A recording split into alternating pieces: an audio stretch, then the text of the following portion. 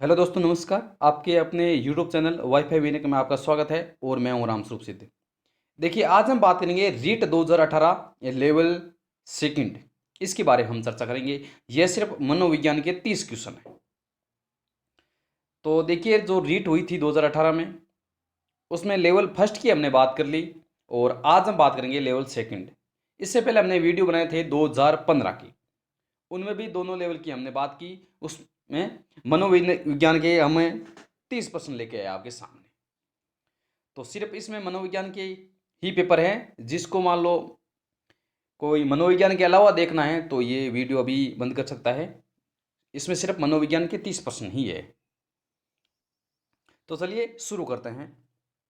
पहला प्रश्न आ रहा है कि श्रवण यानी सुनना में विकृति की माप की जाती है हर्ट्ज में, डेसिबल में, वोट में, पौंड में। तो बड़ा सिंपल ही क्वेश्चन था। तो श्रवण में डेसिबल की आवश्यकता होती है, डेसिबल से मापा जाता है। ये तो सबको ही पता है, नॉर्मल क्वेश्चन था। अगले प्रश्न पर चलते हैं। यह कहता है कि एक विशेष स्तर पर बच्चे मौलिक तर्क का इस्तेमाल करना शुरू कर देते हैं तथा सभी प्रकार के प्रश्नों का जवाब जानना चाहते हैं। प्याजे ने इसे अंतर्ज्ञान कहा है। क्या कहा है? अंतर्ज्ञान। बिल्कुल सही बात है, इसे अंतर्ज्ञान कहा गया है। प्याजे के अनुसार निम्न में से कौन से चरण का यह अर्थ है? अब देखिए, ये पूछ रहा है प्याजे यानी जीन प्याजे के बारे में। अब देखिए, हमने अभी तक जीन प्याजे के बारे में जो भी पढ़ा है, तो जीन प्याजे का नाम आते ही हमारे सामने जीन प्याजे का चित्र बनना चाहिए मस्तिष्क में, और जीन प्याजे ने क्या क्या बात बताई वो भी बतानी, मनन करना चाहिए उस चीज को। तो हमारा प्रश्न एकदम आसान हो जाता है। तो देखिए, इन्होंने 3 बातें बताई थी कि प्री कन्वेंशन, कन्वेंशन और पोस्ट कन्वेंशन। इस प्रकार इन्होंने 3 बातें बताई थी। अब इसमें थोड़ा सा नाम हिंदी में चेंज कर दिया। साकार संचालन यानी कन्वेंशन की जगह इन्होंने संचालन दे दिया। साकार संचालन, पूर्व संचालन और औपचारिक संचालन और उपयुक्त में से कोई नहीं। प्रश्न को दोबारा देखिए। देखिए, मनोविज्ञान में आपको एक कोई कोई तो प्रश्न इतने सरल होते हैं कि देखते ही पता लग जाता है, लेकिन कुछ प्रश्न होते हैं कि प्रश्न समझ में नहीं आता है, तो इसमें 2 या 3 बार प्रश्न को पढ़ना पड़ता है। ये कहता है एक विशेष स्तर के बच्चे मौलिक तर्क या इस्तेमाल शुरू कर देते हैं तो सभी प्रकार के प्रश्नों का जवाब जानना चाहते हैं। यानी जो बच्चा होता है वो सभी प्रकार के प्रश्नों का जवाब जानना चाहता है। तो ये बताइए आपको किस में होगा? ये होगा प्री कन्वेंशन। ये पहली बार बताई थी मैंने, जीन प्याजे में पढ़ाया था, तो इसका अच्छी तरह से विवरण किया है। तो ये हो जाएगा पूर्व संचालन यानी प्री कन्वेंशन या प्री ऑपरेशन। आगे बात करते हैं। अगले प्रश्न यह कहता है कि ज्यादातर बच्चे प्रथम सार्थक शब्द इस उम्र में बोलने लग जाते हैं। यानी किसी चीज का जो मीनिंग होता है, यानी पहला मीनिंग, वो बोलना शुरू कर देता है ज्यादातर बच्चे।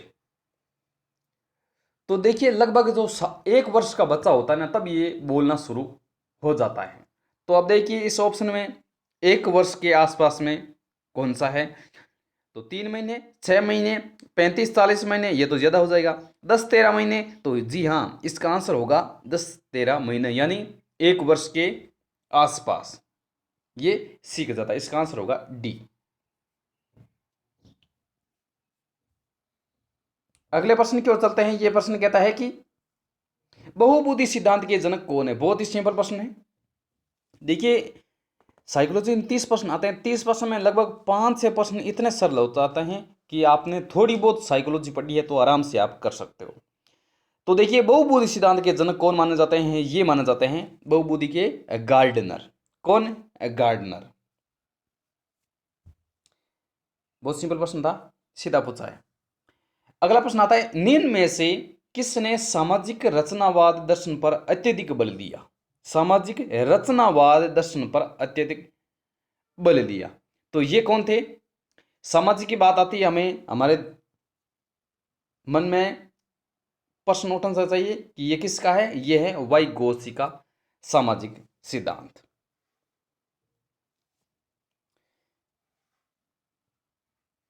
अगला प्रश्न आता है कि निम्न में से कौन सी दृष्टिबाधित विद्यार्थियों के लिए उपयोग की जाने वाली साहित्यिक सामग्री नहीं है? इसका मतलब नहीं है, नहीं का अर्थ हुआ 3 तो है, एक नहीं है। उसको हम देखिए, बड़े बड़े प्रिंट की किताबें, विशालकल कंप्यूटर किताबें, वाणी संश्लेषक, पाठ्य पुस्तक का अनुरूपक। अब देखिए इसमें क्या बताया, दृष्टिबाधित यानी जो देख नहीं सकता, तो उसके लिए बड़े बड़े प्रिंट की किताबें होनी जरूरी है। विशालतम कंप्यूटरीकृत किताबें ये भी होनी जरूरी है। वाणी संश्लेषक, बिल्कुल वाणी संश्लेषक में होना जरूरी है। पाठ्य पुस्तक और अनुरूपक, बिल्कुल ये भी होना जरूरी है। तो इसका मतलब इसमें लगभग चारों ऑप्शन सही माने जाते हैं, लेकिन इसमें क्या की, इसमें बोनस दिया गया था क्योंकि थोड़ा सा अलग टाइप का प्रश्न हो गया। लगभग चारों क्वेश्चन ही सही होने जा रहे थे, इसमें सबको ऑप्शन दे दिया गया। अगला प्रश्न आता है कि आनुवांशिकता की इकाई है। बहुत साधारण से क्वेश्चन है, सबको ही पता ही है। तो आनुवांशिकता की इकाई कौन सी है? ये है जीन। अगला प्रश्न आता है कि निम्न में से कौन सूक्ष्म चलन कौशल का उदाहरण है? तो आपको पता ही होगा कि सूक्ष्म चलन क्या होता है। कौशल के चरण हमने बता दिए हैं आपको। चढ़ना, कूदना, दौड़ना, लिखना। तो सूक्ष्म चलन के कुछ उदाहरण हैं, वो आपके सामने मैंने अभी तक प्रस्तुत नहीं किए, लेकिन आपको बता देंगे कि सूक्ष्म कौन सा होता है। तो ये होता है लिखना। इसमें 2 प्रकार पाए जाते हैं, वो हम आपको आगे बताएंगे। तो ये हो जाएगा लिखना। आगे बात करते हैं स्कीमा का मतलब है।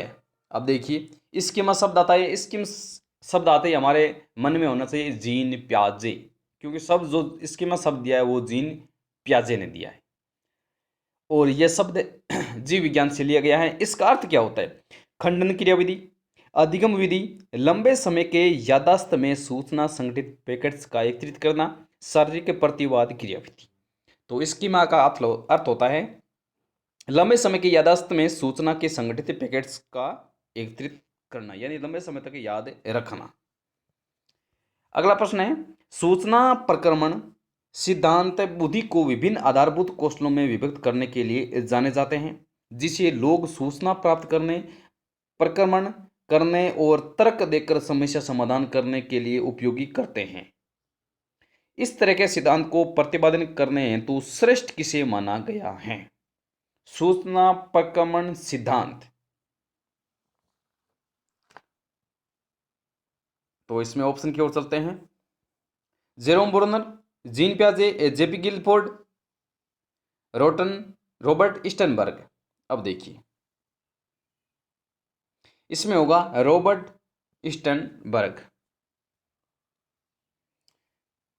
क्योंकि त्रिआयाम सिद्धांत, जीन प्याजे का संज्ञानात्मक सिद्धांत है, इस प्रकार ये थे। तो पीछे जो ये बताने सूचना प्रकरण सिद्धांत बताने वाले थे रॉबर्ट स्टेनबर्ग।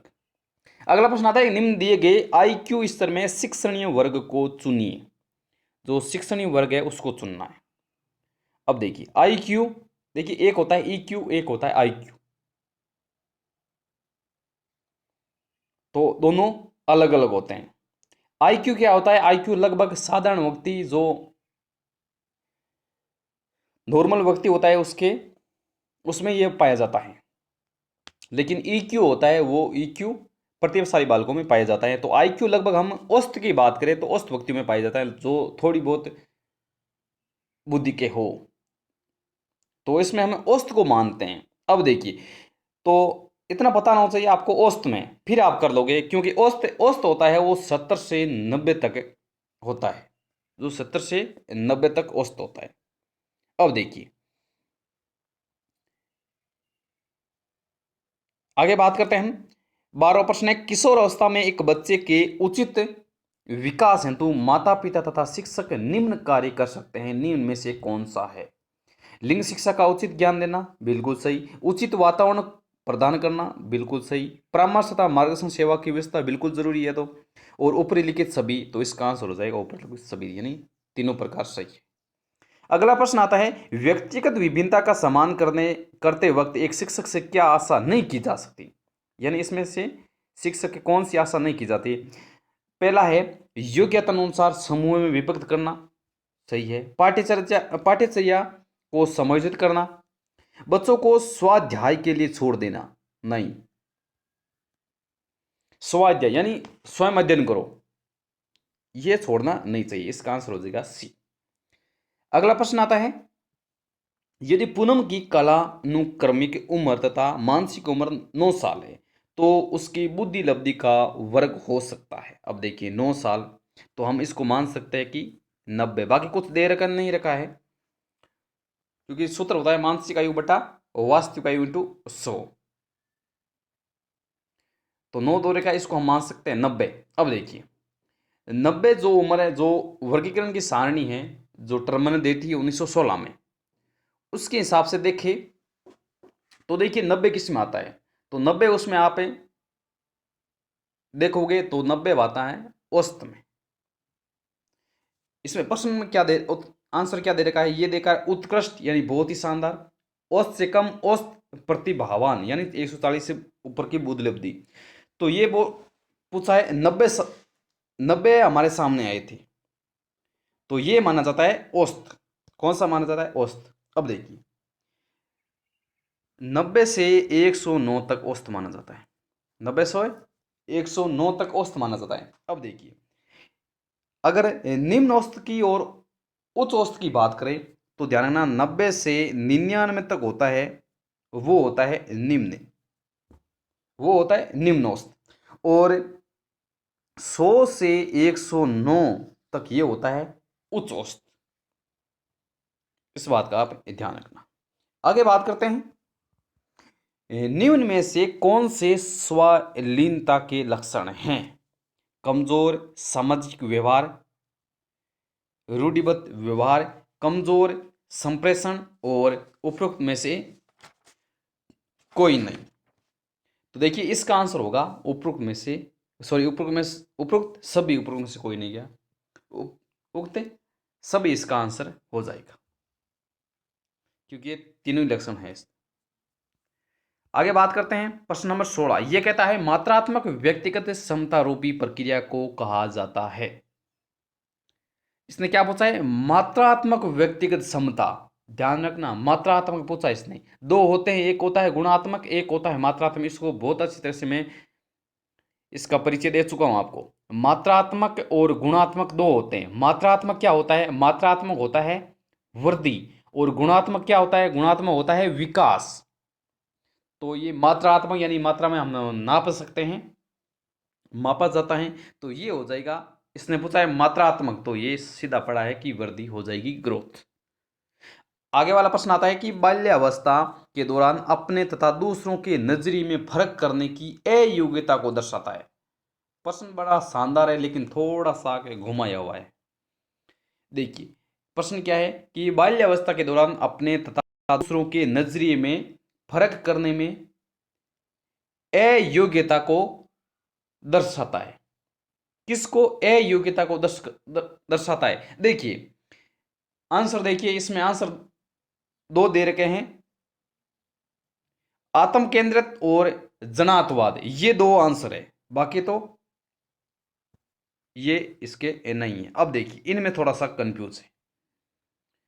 देखिए दोनों को समझिए। आत्म केंद्रित होता, आत्म केंद्रित में अर्थ होता है कि अपने ही विचारों को सही मानना, अपने ही विचारों को सही मानना। और जनातवाद या एनिज्म या बोल सकते हैं जीववाद, इसको बोलते हैं कि निर्जीव को सजीव समझना, निर्जीव को सजीव समझना। तो ये क्या कहता है कि अपने तथा दूसरों के नजरिए में फर्क करने में अयोग्यता को दर्शाता है। तो आप समझ गए होंगे किसकी बात हो रही है। यहां बात हो रही है आत्म केंद्रिका के न होकर, यहां बात हो रही है जनातवाद यानी एनिमिज्म या जीववाद की बात हो रही है।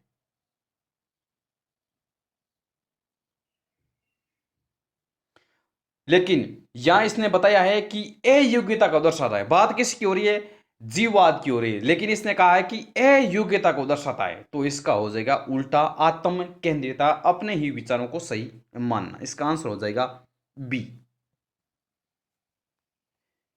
यानी आत्म केंद्रित अर्थ होता है कि अपने विचार को सही माने। जैसे मान लो चांद है, तो छोटा बच्चा क्या समझता है कि चांद है, ये हमेशा मेरे साथ साथ चलता रहता है, यानी खुद आत्म केंद्रित।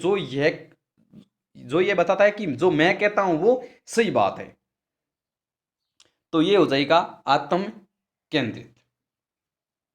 अगला प्रश्न आता है, निम्न में से कौन क्रियात्मक शोध से संबंधित नहीं है? क्रियात्मक शोध से संबंधित नहीं है। आपके सामने चार ऑप्शन हैं। क्रियात्मक शोध सिद्धांत निर्माण में सहायता करना, यह व्यवहारिक समस्या का समाधान करने में सहायक है, त्वरित चिंताजनक समस्या के ऊपर यह केंद्रित है, और यह रचनात्मक प्रतिक्रिया देता है जिससे उद्देश्य और प्रणाली में खुला परिवर्तन होना। तो इसका आंसर हो जाएगा क्रियात्मक शोध सिद्धांत निर्माण में सहायता करता है, लेकिन ये जो क्रियात्मक शोध में सहायता नहीं करता है। अगला प्रश्न आता है, एक शिक्षक अपनी कक्षा में थॉर्नडाइक के सिद्धांत को लागू करने जा रहा है, निम्न में से क्या शिक्षक को लागू नहीं करना चाहिए? अब देखिए, थॉर्नडाइक का नाम है, थॉर्नडाइक के नाम आते ही आपके सामने पूरा पूरा मस्तिष्क में चित्र बनना चाहिए। थॉर्नडाइक ने बिल्ली पर प्रयोग किया था और अधिगम के 8 सिद्धांत बताए थे, 3 मुख्य और 5 गौण। इस प्रकार ये आएंगे कब? जब आपकी बहुत अच्छी तैयारी है तभी ये चित्र बनेगा, ऐसा नहीं बनेगा। बात तो सिर्फ बातों करने से कुछ नहीं होगा। तो इसमें ऑप्शन है, बच्चों को तैयार किया जाना चाहिए तथा उन्हें कार्य सीखने हेतु सही रूप से प्रेरित करना चाहिए। बिल्कुल सही कहता है थॉर्नडाइक। बच्चों को ये नई चीज सीखने हेतु खोज विधि के लिए उन्मुख किया जाना चाहिए। नहीं, बच्चे में क्या है, अभ्यास एवं त्रुटि का सिद्धांत पाया जाना चाहिए। तीसरा ऑप्शन क्या है, उचित अभ्यास तथा ड्रिल कार्य का जाना चाहिए। बिल्कुल अभ्यास होना चाहिए। अगला प्रश्न आता है, जहां तक वो शिक्षक को पुरस्कार का उपयोग सही रूप में करने की कोशिश करनी चाहिए। ये भी बात सही है, लेकिन बच्चों को नई चीज सीखने तथा हेतु खोज विधि के लिए उन्मुख किया जाना चाहिए, ये बात यहाँ गलत है। तो आपका आंसर हो जाएगा बी। आगे बात करते हैं, फ्राइड की अनुशंसित व्यक्तिगत की बनावट के अनुसार निम्न में से कौन मूलभूत त्रिवय इन छक्के उठने के साथ ही तुरंत तथा अनैच्छिक रूप से, यानी सभी नियम तथा जीवन की सत्यता तथा नैतिकता की अवहेलना करते हुए संतुष्ट करता है? परम अहम तथा प्राहम दोनों, इदम और अहम। अब देखिए, तीन चीज बताइए, इदम अहम परम अहम, इड ईगो सुपर ईगो, ये तीन प्रकार। अब देखिए तीनों को पहले समझिए। देखिए इदम क्या होता है? इदम में होता है कि सुख शांति पाई जाती है। क्या होती है? यानी कोई चीज मिल जाती है तो वो खुश होता है, वाह मजा आ गया, ये चीज मेरे को मिल गई। तो इदम में ये चीज होती है। और अहम में क्या होता है? अहम में वास्तविकता होती है। अहम में वास्तविकता होती है, या हम बोलते हैं सत्यता होती है, यानी सच बात होती है। और परमय में की बात करें तो परमय में होता है नैतिकता, यानी अच्छा आचरण। और प्रश्न में क्या दे रखा है? कोष्ठक में ही इसका आंसर दे दिया। यहां पर देखिए, इस कोष्ठक में यहां इन्होंने आंसर दे दिया है। इस कोष्ठक में यह कहता है, सभी नियम तथा जीवन की सत्यता तथा नैतिकता की अवहेलना करते हुए। सत्यता मैंने किस में बताया? अहम में। और नैतिकता परम में की अवहेलना करते हुए, यानी इनको छोड़िए बाकी को, तो बाकी एक ही बचा है, वो कौन सा? इदम। क्या बचा है? इड। क्लियर? एकदम सिंपल सा प्रश्न है, थोड़ा सा मिस्टेक किया हुआ है यहां, तो अच्छी तरीके से आप पढ़कर जवाब दीजिए, समझने की कोशिश कीजिए पहले, बाद में। अगला प्रश्न आता है, जब कोई बार बार अपनी कमजोरियों से निकलने में असफल होता है और कुछ प्रवीणता हासिल करता है, या साधारणतः अधीनता या अपकर्ष को ज्यादा बल देने लगता है, ऊपरी लिखित तथ्य को किसने हीन भावना कहा है? कॉर्ल, गस्टव युंग, सिगमंड फ्राइड, करेन हार्नी, एल्फ्रेड एडलर। तो ये बात किसने की गई? एडलर ने ये बात कही थी। आगे बात करते हैं, अत्यंत निपुणतापूर्ण अधिगम पद्धति जिस पर बांडुरा तथा वोल्टर ने बल दिया वे हैं। ऑप्शन है, पुरस्कार तथा सजा, निरीक्षात्मक युक्त अधिगम या अनुकरण, स्व वास्तविकरण और ऊपरी लिखित कोई नहीं। तो जो बांडुरा और वोल्टर ने जो बल दिया, वो बल दिया था निक्सायुक्त अधिगम या अनुकरण पर। अगला प्रश्न आता है कि शिक्षा के अधिकार अधिनियम के अंतर्गत निम्न में से क्या शिक्षक के कार्य नहीं माने गए हैं? तो ध्यान रखना, आरटीए और एनसीएफ से हमेशा प्रश्न पूछा जाता है। एक निश्चित समय में पाठ्यक्रम को पूरा करना बिल्कुल सही बात है, करना चाहिए शिक्षक को, ये कार्य तो मेन है। शिक्षक को खुद को व्यक्तिगत ट्यूशन में व्यस्त रखना चाहिए। यह आंसर मिल गया, हमारा आगे बढ़ने की जरूरत नहीं है। देखिए, ट्यूशन तो मना है, शिक्षक को खुद को व्यक्तिगत ट्यूशन में व्यस्त रखना चाहिए, बिल्कुल नहीं। ये हम पढ़ेंगे, जिसमें धारा पढ़ेंगे ना उसमें ये आ जाएगा। अगला प्रश्न आता है, ये कहता है किशोर अवस्था की ऐसी आदत जिसमें खुद को भूखे रखने की प्रवृत्ति होती है तथा यह ज्यादा बालिकाओं में पाई जाती है, ऐसी अवस्था को कहा जाता है एनोरेक्सिया नर्वोसा, डेलिरियम ट्रेमेंस, सोवललीनता, डाउन सिंड्रोम। ये थोड़ा साइंस का थोड़ा सा टॉपिक है, 3-4 दे रखे हैं, ज्यादा कुछ नहीं है। तो जो भूखे रहने की प्रवृत्ति पाई जाती है वो पाई जाती है एनोरेक्सिया नर्वोसा। ठीक है, आगे बढ़ते हैं। निम्न में से किस तकनीक के अंतर्गत एक बच्चा किसी चीज को हासिल करता है जिसे बाद में वो अपने इच्छुक चीजें, कार्य या लाभ में बदल सकता है? टोकन इकोनॉमी, गठन करना, विलोपन, अप्रकट संवेदीकरण। तो इनमें से कौन सा होगा?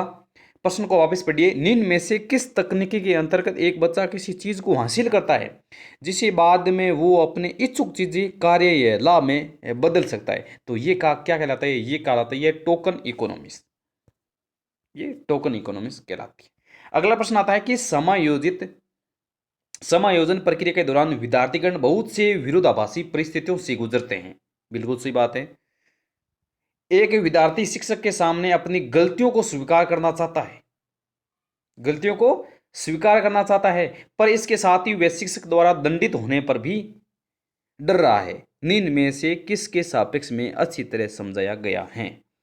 यानी ये क्या कहता है कि बच्चे ने गलती की लेकिन वो गलती स्वीकार करना चाहता है, फिर भी वो डरता है शिक्षक से, यानी कहीं मार ना दे। भाई सीधी सी बात है कि बच्चे ने गलती की, अभी वो तैयार है कि मैं गलती की क्षमा मांगता हूं या मैं स्वीकार करता हूं, लेकिन वो फिर भी डरता है। भाई गुरुजी 2-3 रख ना दे। डरता क्यों है?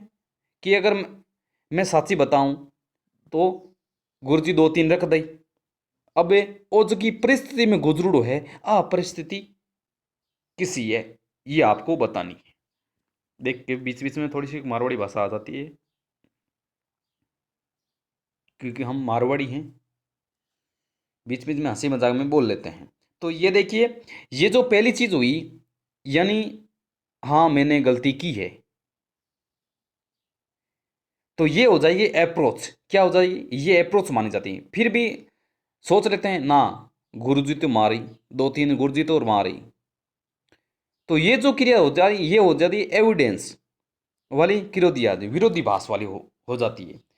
तो इसमें आंसर हो जाएगा आपका, एक तो हो जाएगा पद्धति, पद्धति दोनों में है, ध्यान रखना। तो यहाँ पद्धति पद्धति दोनों नहीं होगा, पद्धति और वर्जन ये दोनों होंगे। इसका आंसर होगा सी। तो दोनों बातें अलग अलग है, तो थोड़ा बहुत आप में कॉमन सेंस है तो आप बता सकते हैं, क्योंकि यहाँ पद्धति पद्धति है, यहाँ वर्जन वर्जन है, लेकिन बातें दोनों अलग अलग है, तो दोनों पद्धति और वर्जन दोनों साथ में आ जाएगी।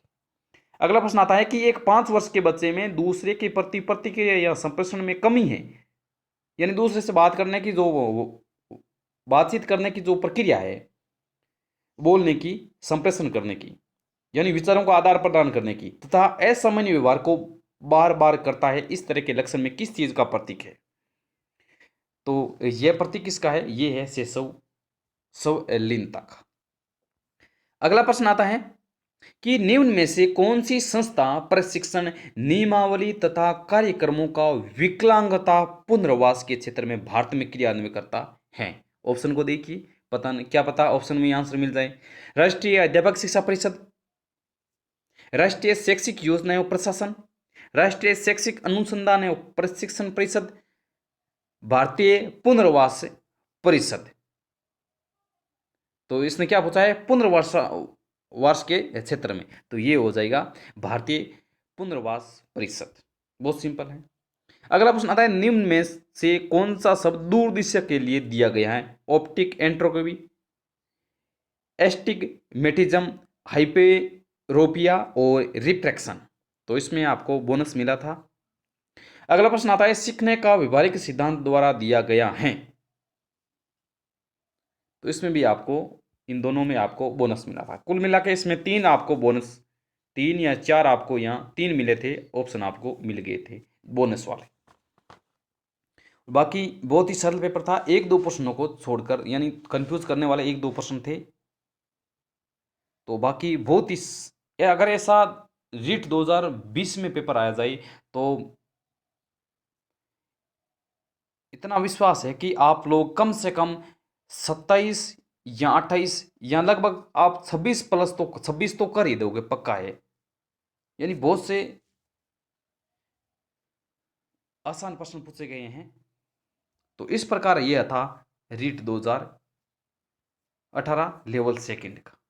ये बाकी रह गएगा, और बाकी हमने 2015 के फर्स्ट और सेकंड और 2018 के फर्स्ट, और ये आज मैंने सेकंड आपके सामने प्रस्तुत कर दिया है। बाकी इसमें भी कोई भी तरह का डाउट हो तो आप मेरे कमेंट बॉक्स में लिखिए, मैं आपको वहाँ पर जवाब दे दूंगा। बाकी मनोविज्ञान के लगभग काफ़ी वीडियो मैंने अपलोड कर दिए हैं, तो मेरे प्लेलिस्ट में जाइए, वहाँ क्रम से देखिए। और साथ में जो बंदा रीट की एसएसटी से तैयारी कर रहा है सामाजिक विज्ञान से, तो उसके लिए मैंने भी 1 लाइनर क्वेश्चन बनाए हैं, वो अभी चल रहे हैं। तो मेरी प्लेलिस्ट में जाकर सामाजिक विज्ञान 1 लाइनर क्वेश्चन वाले नाम से ढूंढ सकते हैं, वहाँ आपको मिल जाएगा।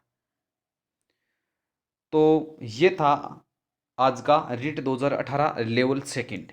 तो चलिए दोस्तों, मिलते हैं फिर अगले वीडियो में, तब तक के लिए नमस्कार, जय हिंद, धन्यवाद।